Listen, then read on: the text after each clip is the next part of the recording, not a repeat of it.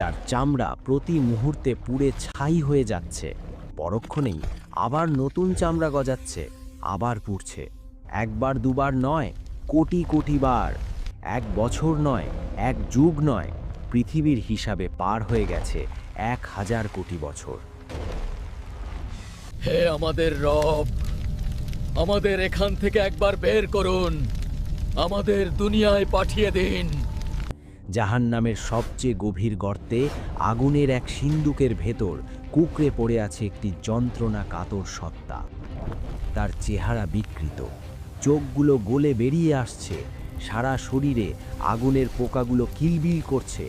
সে চিৎকার করতে চাইছে, কিন্তু তার গলা দিয়ে কোনো আওয়াজ বের হচ্ছে না।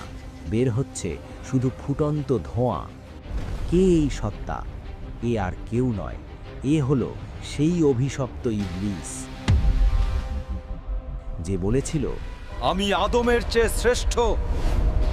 কেন আমি নত হব হই নগণ্য মাটির পুতুলের সামনে? আজ 1000 কোটি বছর পর তার সেই অহংকারের পরিণতি কি? আজ সে জাহান্নামের গভীরে কি করছে?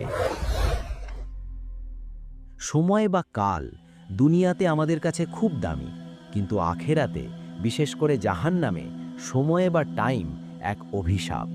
আল্লাহ তাআলা ইবলিসকে কেয়ামত পর্যন্ত হায়াত দিয়েছিলেন। সে তার হায়াত শেষ করেছে পাপ আর ধোঁকা দিয়ে। কিন্তু বিচারের দিন শেষ হওয়ার পর, যখন অনন্তকাল শুরু হলো, তখন থেকে শুরু হলো তার আসল লাঞ্ছনা। আজ আমরা ইতিহাসের পাতা আর হাদিসের ইঙ্গিত থেকে এমন এক দৃশ্য আঁকব, যা দেখলে আপনার রক্ত হিম হয়ে যাবে। আজকের ভিডিওতে আমরা দেখব 1000 কোটি বছর আগুনে জ্বলার পর শয়তানের শারীরিক গঠন কেমন হয়েছে, তাকে কি খেতে দেওয়া হচ্ছে, এবং এত বছর পর সে তার সঙ্গীদের সাথে কি আচরণ করছে। দূরে সরে যাও। আল্লাহ তাআলা কেন তাকে কুকুরের সাথে তুলনা করবে? আর কি বা হবে তার শেষ ভাষণ?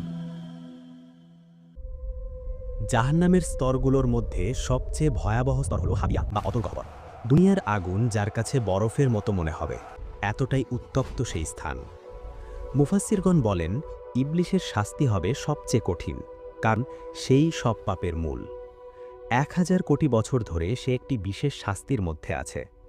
কিছু বর্ণনায় পাওয়া যায়, জাহান্নামের তলদেশে আগুনের তৈরি একটি বিশাল সিন্দুক বা কফিন আছে। ইবলিসকে সেই সিন্দুকের ভেতর ঢুকিয়ে তালাবদ্ধ করে দেওয়া হয়েছে। কেন জানেন?